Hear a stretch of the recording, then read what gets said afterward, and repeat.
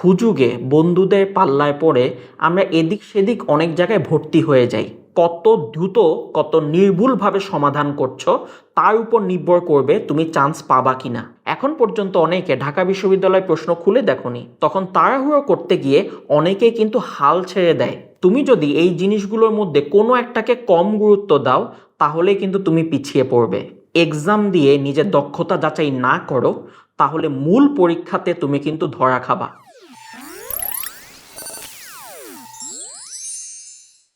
আজকে আমি কথা বলবো অ্যাডমিশন সময়ে করা সবচেয়ে বড় ভুলটি নিয়ে।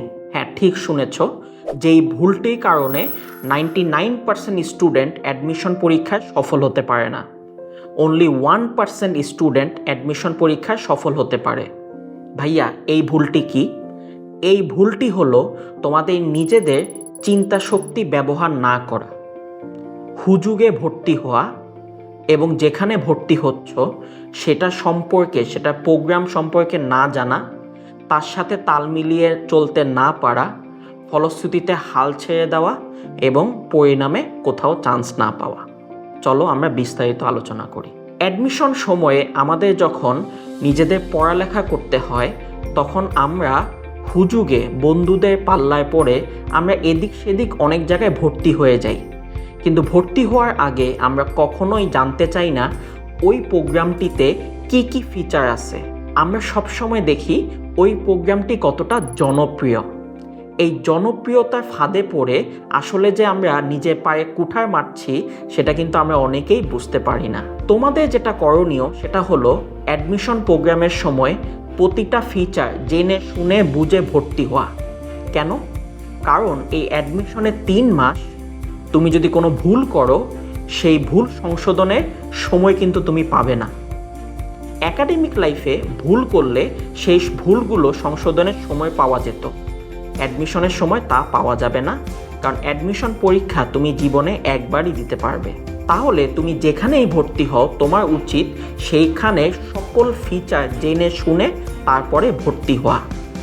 হুজুগে ভর্তি হয়েছ তো ধরা খেয়েছ। এখন ভাইয়া, ফিচারগুলো যে আমি জানবো সেই ফিচারগুলোর সাথে আমি নিজের রুটিনটা কিভাবে ম্যাচ করাবো। প্রথম কাজ হবে ওই ফিচারগুলো অনুযায়ী তোমাকে নিজের রুটিনটা সাজানো। এখন ধরো ফিচারগুলো যদি হয় যে ভাইয়া শুধু লাইভ ক্লাস হচ্ছে এখানে, তাহলে তুমি নিজেই বুঝতে পারবা যে শুধু লাইভ ক্লাস দিয়ে আসলে তোমার সারাদিনের রুটিন তুমি সাজাতে পারবা না, তুমি ব্যর্থ হবা।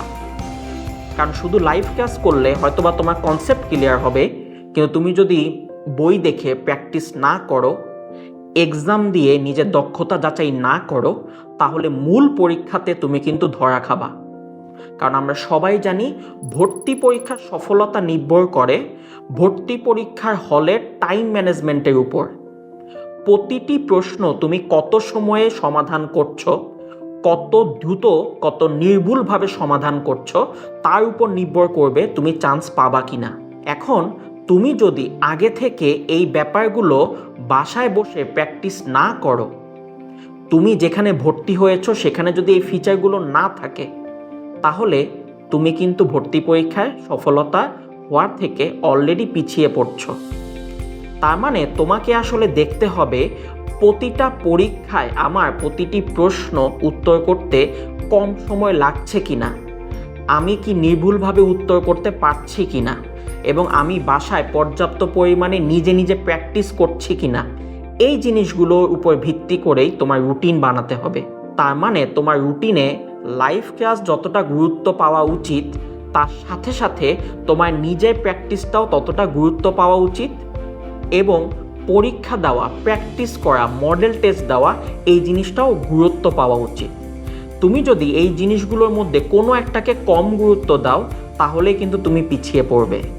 সেই সাথে আরেকটা ব্যাপার তোমার রুটিনে প্রতিদিন ইনক্লুড করতে হবে, সেটা হলো রিভিশন দেওয়া।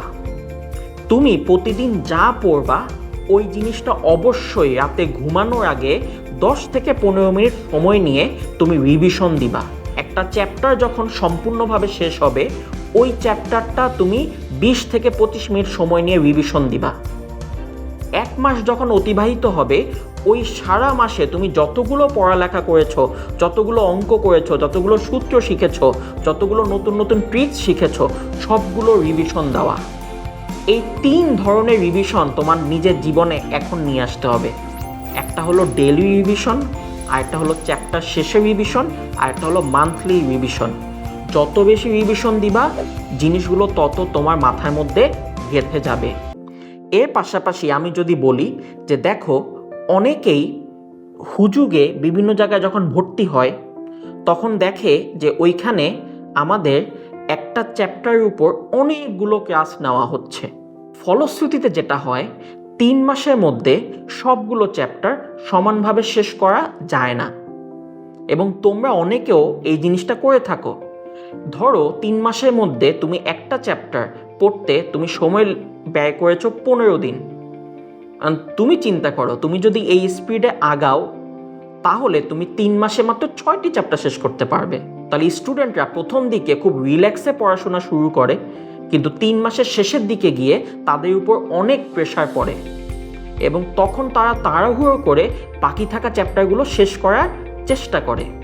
ফলশ্রুতিতে ওই শেষের দিকে যে চ্যাপ্টারগুলো পড়ছে ওগুলোর কিন্তু প্রিপারেশন 100% কমপ্লিট হয় না।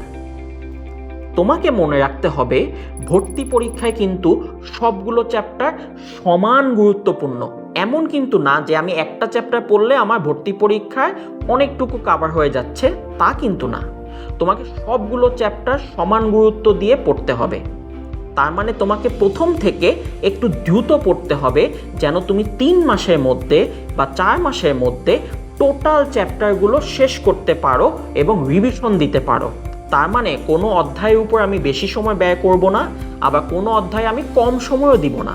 আমি প্রতিটা অধ্যায়ে সমান গুরুত্ব দিব, যেন আমার বইটা পারফেক্টলি শেষ হয় এবং 3 মাস 4 মাস পরে যখন ভর্তি পরীক্ষা শুরু হবে তখন যেন আমার একটা সম্পূর্ণ জ্ঞান থাকে, সম্পূর্ণ ধারণা থাকে এবং সবগুলো চ্যাপ্টারের উপর সমান দক্ষতা থাকে।